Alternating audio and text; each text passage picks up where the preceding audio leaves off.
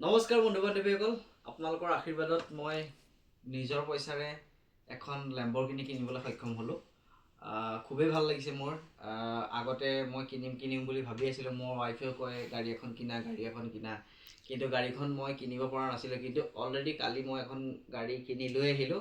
এতিয়া আপোনালোকক মই দেখাবৰ কাৰণে চেষ্টা কৰিম। আপোনালোকে চাবচোন। এইখন হৈছে মোৰ লেম্বৰগিনিখন, আৰু একদম ড্ৰাইভাৰ নালাগে, এইখন ডাইৰেক্ট ঘৰৰ পৰাই কণ্ট্ৰল কৰিব পাৰি। আপোনালোকক এখন চলাই দেখাই দিব এইফালে।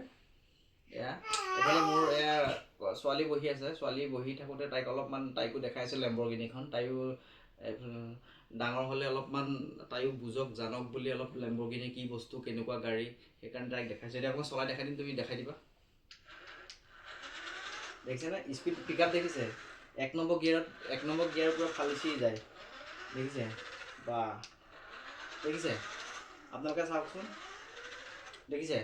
এইখন ধুনীয়া চাউণ্ড প্ৰুফ আছে, আৰু এইফালে লাইটিং জ্বলি থাকে একদম পূৰা।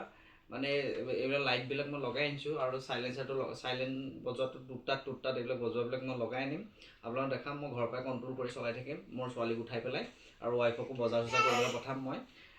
এয়া আৰু আপোনালোকক দেখাইছোঁ। যদি ভাল পায় তেতিয়া লাইক, কমেণ্ট, শ্বেয়াৰ, ছাবস্ক্ৰাইব কৰি দিব মোৰ চেনেলটো।